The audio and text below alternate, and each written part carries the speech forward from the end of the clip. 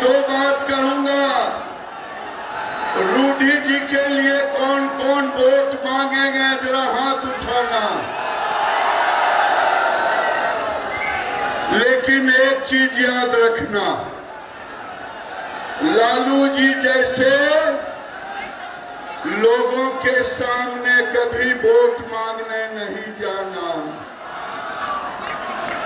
क्योंकि वो हिंदुओं के पिछड़ों का आरक्षण छीन रहे हैं मुसलमानों के लिए।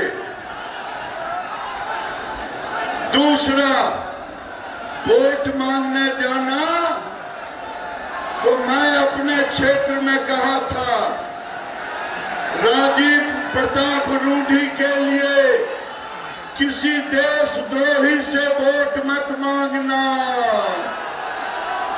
मांगोगे?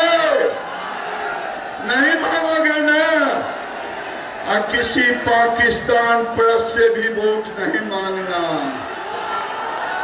ये छोड़ देना लालू यादव के लिए, जो हिंदुओं को मुसलमान बनाने पर लगे हुए हैं।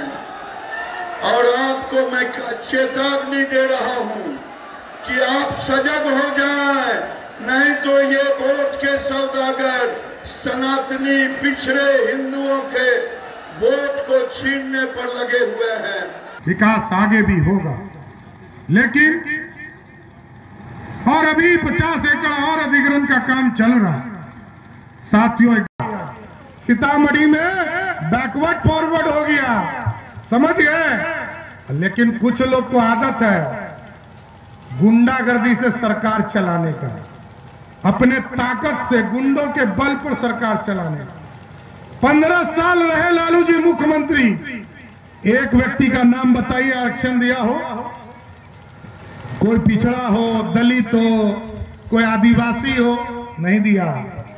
किसको दिया? किसको दिया? अपनी पत्नी राबड़ी देवी को मुख्यमंत्री बनाया और फिर कहा कि मेरा बेटा क्रिकेट नहीं खेल पाया, कि पानी ढोते रह गया। तो पानी ढोते रहा तो उसको डिप्टी सीएम बना दिया।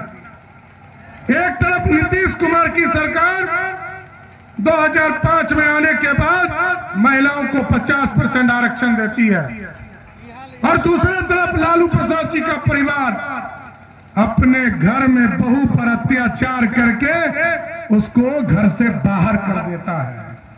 ऐसा अत्याचारी राजा होना चाहिए। ये गुंडों का गुंडागर्दी तो बिहार के लोगों के साथ करता ही है। अपने परिवार में भी अपनी पुतोहू को मार कर भगाने का काम लालू प्रसाद का परिवार करता है। और जब 2014 पलायन कर ही रहे थे, उनके बेटा बेटी भी पलायन कर गए थे। अब मोदी और नीतीश ने ऐसी व्यवस्था खड़ा किया कि अब उनकी बेटी भी टूरिस्ट बनकर बिहार में छपड़ा चुनाव लड़ने आ गई। यही है सुशासन साथियों। इसलिए मजबूत सरकार चुनना है। यहां से जो राजद वाले लोग जीत कर जाएंगे, कभी आप लोग पूछिएगा कि आप जीत कर जाइएगा तो प्रधानमंत्री कौन होगा, ये तो बताइए। क्योंकि उनको तो बेचारे को पता ही भी नहीं होगा।